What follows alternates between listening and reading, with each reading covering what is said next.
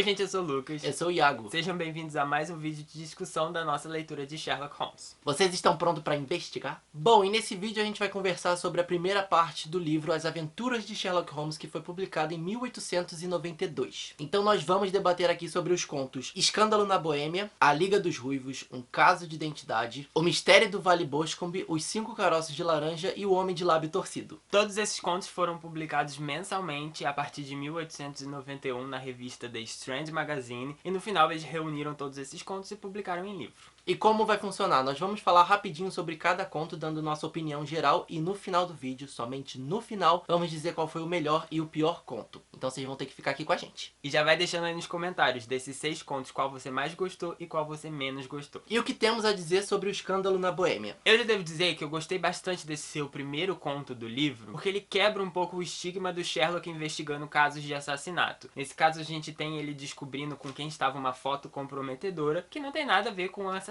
E aí foi legal, porque lendo 2 romances sobre assassinato, ter nesse conto o Sherlock tentando resgatar uma foto, foi legal pra mostrar a versatilidade dele. E mostrar que detetive serve muito mais que apenas investigar assassinato, né? Eu já não senti um envolvimento tão forte com esse conto como o Lucas sentiu. Mas eu adorei que Sherlock Holmes tomou um tapa na cara quanto à sua misoginia, que a gente conversou lá no Sinal dos Quatro, quando ele disse que não era pra confiar em nenhuma mulher. Nesse daí ele já tava caído de 4 por Irene Adler. E também foi uma ótima introdução a essa personagem que eu acho que é muito importante. No início desse conto a gente descobre que depois que o Watson casou com a Mary, ele não vê mais o Sherlock, o chip acabou. Inclusive tem um momento saudoso ali do Watson, sentindo falta daquela casa, daquele aconchego. Eu vi, hein, Watson, eu vi. A gente tem uma parte muito engraçada que é o Sherlock se disfarçando de cerimonialista e acaba casando ali a Irene. Eu ri, eu confesso. Inclusive tem uma citação sobre o fato do Sherlock se disfarçar que diz o seguinte: Holmes não mudava apenas de roupa, sua expressão, sua atitude, sua própria alma pareciam variar com qualquer papel que representasse. Um ótimo ator, né? Além de detetive, é ator. E atormentado.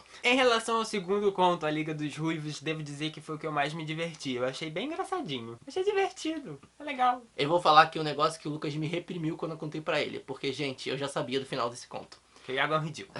Eu não sei se foi por conta da série Sherlock que tem esse episódio e isso tava no fundo da minha memória, ou se tava muito óbvio. Mas eu sabia que ia ter um túnel que ia sair na loja do moço, por isso que ele precisava ser levado pra outro lugar e que o assistente dele tava envolvido. O Iago é chato, ele tenta adivinhar as coisas, eu sigo. O autor quer me enganar, eu me engano. Eu não, já vou desconfiando, não confio nele não. Em relação ao terceiro conto, Um Caso de Identidade... A gente vai fingir que ele não existe?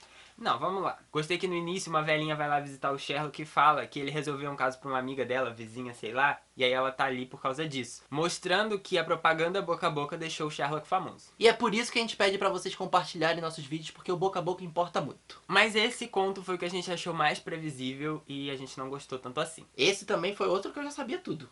Quando ele tava me dando a dica do padrasto, quando ele tava falando que o padrasto não tava junto com o homem, eu falei, é a mesma pessoa, a moça tá sendo enganada. E gente, que final horrível. Que final péssimo. Como assim Sherlock Holmes deixa a moça a ver navios, sofrendo por um moço que nunca existiu? O coração partido, ele não se importa com ela. Gente, horrível. Horrível, detestei, deixou o padrasto enganando ela. Eu acho que isso não tem que acontecer, tinha que jogar a verdade na cara dela e falar assim, ó, minha filha, essa é a verdade e você lida da melhor forma possível. Eu acho que isso explora bastante uma característica do Sherlock que já é bastante evidenciada, que é ele só tá resolvendo crime por resolver crime. Não porque ele quer justiça, não porque ele quer um mundo melhor. Ele não se envolve e nem quer se envolver com as vítimas ali do crime. Ele só quer resolver os enigmas mesmo. É uma distração, né? Como se fosse realmente um montar o quebra-cabeça. O quarto conto, O Mistério do Vale Boscombe, é um pouco divergente. Eu gostei. Eu já não gostei muito, não. Eu achei legal. Sei lá, eu achei muito legal. Eu não gostei porque eu achei ele meio enrolado. Eu não gostei da história, eu não gostei da resolução. Eu senti aquele cansaço na hora que o moço conta a história. Eu falei, aquele arzinho dos romances que a gente viu anteriormente. Não gostei, achei chato. Dentre esses 6 contos, esse eu acho que é o que tem uma descrição bem pesada e mais longa. Mas ainda assim eu achei que coube ali pra história. E eu não gostei principalmente também que o moço que morreu, ele queria casar o filho com a filha pra pegar o dinheiro do pai da filha. Muito confuso. É, o trabalho é Pera aí. mesmo, assim mesmo. E a menina fala, não, nós somos como irmãos, nós crescemos juntos, etc, etc. Mas no final eles ficam juntos. Então qual foi o motivo de ter matado o moço? Só pra ele não ter aproveitado a herança? Pra ele não ter aproveitado o dinheiro? Não gostei deles terminarem juntos. Achei desnecessário. Eu até anotei aqui no meu caderninho que eu gostei do fato do Sherlock ter deixado o assassino solto. Isso pra mim não me incomodou nesse conto. Novamente aquela situação de, você cometeu crime, não vou te dedurar não, porque você já vai morrer.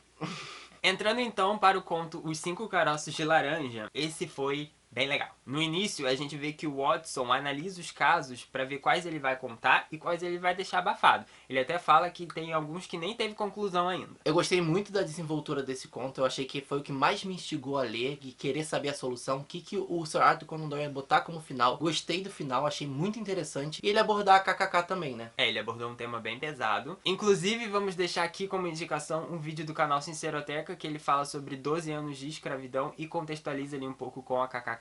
E isso também entra um pouco em contraste com o Sinal dos Quatro. E a gente até chegou a debater entre nós três como o inglês não se via como racista nas descrições de um Sinal dos Quatro. Eu acho que fica bem claro pra gente que o Sir Arthur Conan Doyle vê a KKK como um absurdo, uma coisa preconceituosa, racista, e como assim isso existe? Tem que ser coisa de americano. E sendo que, meu Deus, você leu o Sinal dos Quatro pra você ver o que você estava falando? Teve bastante esse choque, mas pelo menos, né, ele abominou ali o negócio. Esse foi um conto que deu muita discussão, porque a gente passou horas debatendo quanto à questão temporal. A gente entende que o Watson tá escrevendo essas memórias num tempo futuro, então nem sempre os contos vão ser seguidos cronologicamente. Esse conto se passa em 1887, que foi o ano que se passou o Sinal dos Quatro também. E a gente ficou muito confuso porque em 1887 aconteceu o Sinal dos Quatro, o Watson conheceu a Mary, eles casaram, e daí acontece esse conto que o Watson tá morando de novo com Holmes porque a Mary foi visitar a tia. E que é uma coisa que não faz muito sentido, né? A gente achou muito estranho essa coisa de, minha esposa foi visitar a tia, então vou voltar a morar com o meu amigo. Quem faz isso, gente? Não sei. Isso não faz sentido algum, porque o Watson e Sherlock Holmes procuraram um apartamento para os dois dividirem. Então o Watson foi morar com a Mary, ele continua pagando o apartamento junto com o Holmes, ou só o Holmes está pagando. O Watson voltou a morar lá porque o cantinho dele estava esperando. O que eu acredito de verdade que tenha acontecido é que o Sir Arthur Conan Doyle escreveu esse conto antes do Sinal dos Quatro, foi publicado depois, e ele deu só essa alteraçãozinha aí, como tipo, ele já tá casado, voltou a morar lá, só porque a esposa viajou. Mas não foi uma boa justificativa. Eu acho que ele acabou se embolando ainda mais. A gente ficou bastante confuso nessa questão da linha temporal, a gente investigou ali minuciosamente, descobrimos as datas, vemos umas pistas ali, e até que Colby fez sentido, mas a gente acha ainda assim muito estranho. Até que Colby forçando muito pra fazer algum sentido, porque a Mary no Sinal dos Quatro chega a comentar que em 1882 fazia mais ou menos 6 anos que tinham mandado a carta, então 882 com 6 anos acaba chegando em 887, 888. A gente teria achado melhor se a Mary tivesse falado mais ou menos 5 anos, porque aí tudo varia muito mais sentido. Mas ela não falou, ela não é boa em matemática.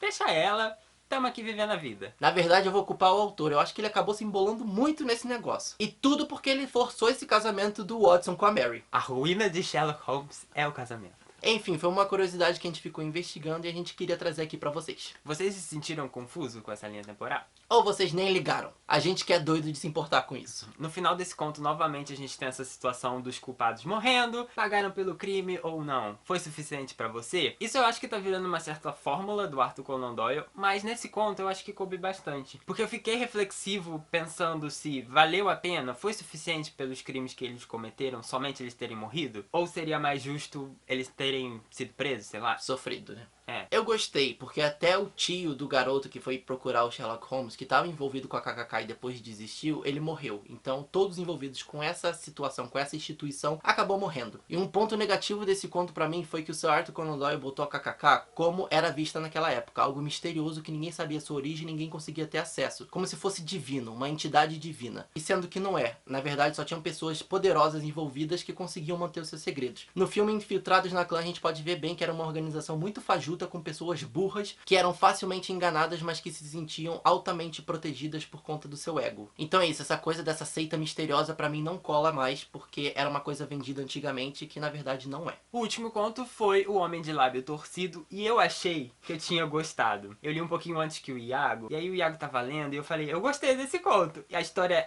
o conto foi tão legal que eu nem lembrava mais do que era depois que eu tinha lido. Desculpa. Primeiro ele me perguntou, não vi Homem de Lábio Torcido. Eu falei, querido, você leu o conto? Eu fiquei, o nome do conto é O Homem de Lábio Torcido, não tem nada a ver. Tem tudo a ver. Ai. Gente, eu não gostei desse conto por causa da motivação. Eu acho que a motivação foi muito fajuta. Uma crítica social ali do Sir Arthur Conan Doyle muito ruim. Que o cara enriquece sendo mendigo. Ele ganhava mais dinheiro sendo pedinte do que trabalhando como jornalista. Aí a gente tem duas interpretações. Ou o autor tá querendo dizer que mendigo rouba dinheiro do bom inglês. Ou ele tá querendo dizer que as leis trabalhistas não funcionam e a pessoa precisa virar pedinte pra ganhar mais do que um trabalho normal, né? Um trabalho assalariado. Vamos ficar com a segunda. Vamos nos manter a positividade. Somos otimistas. Lembrando lembrar que na época era Revolução Industrial, o trabalhador não era valorizado, muito menos do que é hoje em dia, então vamos pensar nisso. Mas eu achei esse conto também fora da caixinha, achei que ele diversificou ali as histórias do Sherlock Holmes, gostei que o Watson não estava envolvido a princípio, ele acaba encontrando o Sherlock por acaso, então assim, mostra uma certa diferenciação das outras histórias, e eu acho que isso está sendo bem positivo. Agora chegou a hora do nosso ranking. O melhor e o pior conto foram... Começa pelo melhor ou pelo pior? O pior, né? Vamos... Tá, o pior pra mim, Um Caso de Identidade. Pra mim também. Mas pra não ficar igual, eu vou botar aqui também O Mistério do Vale Boscombe. É?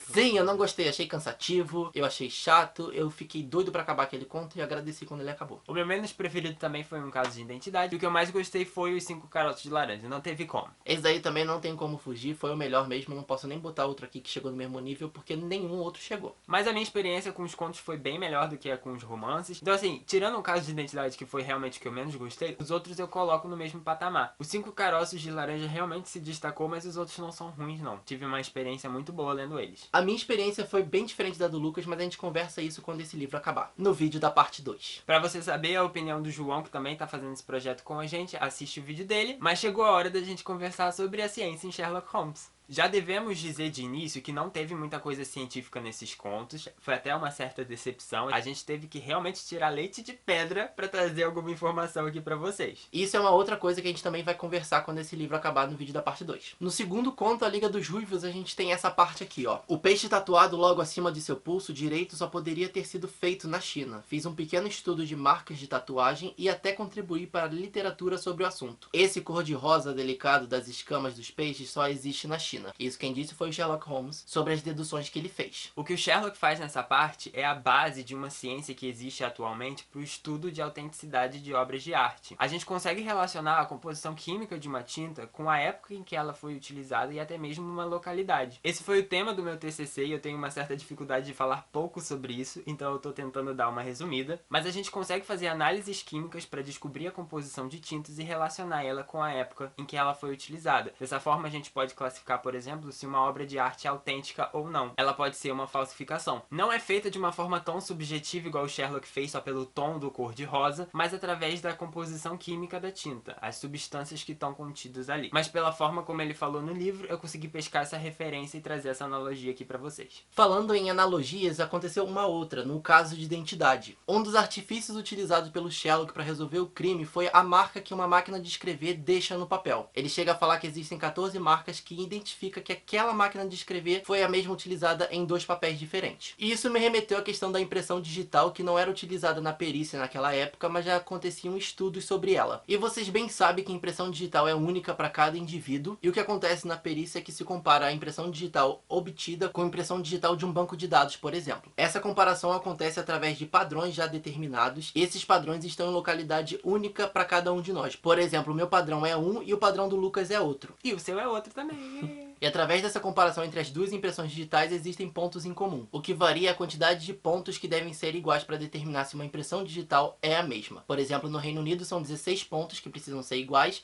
e no Brasil são só 12. E o que me remeteu a essa questão de impressão digital foi justamente o Sherlock Holmes achar 14 pontos para determinar se foi aquela máquina de escrever utilizada no bilhete. Ainda nesse conto a gente tem outra menção a alguma coisa relacionada com ciência, só que não tem nada a ver com crime, e até uma cena bem cômica que o Watson pergunta: "Você achou a solução?" E o Sherlock responde: "Sim, é bisulfato de baritina." E isso chamou a atenção porque a gente não sabia o que era bisulfato de baritina. Aí a gente pesquisou e viu que era simplesmente sulfato de bário. Baritina ou barita é um minério cuja composição química é sulfato de bário. E a barita é utilizada até hoje na fabricação de tinta e de papel. E a princípio a gente tinha achado que era um caso de mudança de nomenclatura, porque as regras de nomenclatura para compostos orgânicos e inorgânicos, como é o caso do sulfato de bário, vai mudando ao longo do tempo. É igual a língua portuguesa, tem regra que surge, tem regra que cai em desuso. Mas o que de fato chamou a atenção foi a proporção, porque no nome bisulfato indica que são 2 partes do ânion sulfato para uma do cátion bário, quando na verdade hoje a gente já sabe que a proporção é de 1 para 1. Então provavelmente descobriram que a proporção estava errada ao longo desses anos, e hoje em dia a gente já sabe que é 1 para 1. Não encontrei nenhuma informação sobre isso, mas a gente achou interessante trazer aqui para vocês verem que as nomenclaturas mudam. E aqui foi um claro exemplo de algo que era utilizado em 1890 que hoje em dia não é utilizado mais. E agora sobre o último conto, a gente queria trazer uma questão aqui pra vocês, que é sobre a hipocrisia do ser humano. Que hoje em dia a gente escuta falando que essa juventude tá perdida, vai se meter em boate, local de perdição, a humanidade vai acabar na mão desses jovens. Sendo que a gente vê que em 1800 existia uma casa de ópio, vejam só vocês. Era uma casa feita para as pessoas se drogarem. Existia uma caminha, mordomo levava a droga até você desde que você pagasse, não é mesmo? E você vê bem que a reação do Watson com relação à casa de ópio serve como comparativo da reação das pessoas mais velhas com relação às boates hoje em dia. E remetendo ao que a gente falou no vídeo passado do Sinal dos Quatro, as pessoas estavam ficando viciadas e acabou se tornando um problema social. E o ópio é uma mistura de alcaloides que também serve como classe para as drogas como morfina, heroína e algumas outras. A gente sabe, trouxemos muita coisa aqui que não tem quase nada a ver com a história. Mas vocês têm que entender que a gente tá lutando. Estamos, tô tentando fazer a nossa parte. Falta só o Arthur Conan Doyle fazer a dele. E na semana que vem a gente vai se reunir no mesmo horário para conversar sobre a parte 2 de As Aventuras de Sherlock Holmes. Nós vamos discutir sobre os contos A Pedra Azul, A Banda Pintada, O Polegar do Engenheiro, O Nobre Solteiro, A Coroa de Berilos e As Faixas Roxas. Tem até um sobre autor aqui, que se quiser a gente comenta também. Mas é isso, a gente espera que vocês tenham gostado desse vídeo. Então se vocês gostaram, por favor, deixem seu joinha e ajude a gente a compartilhar nosso projeto. Estou ansioso pra semana que vem a gente encerrar esse volume 1. Ai, vai ser maravilhoso. E a gente se vê nos próximos vídeos. Um beijo pra todo mundo. Tchau. Tchau, tchau.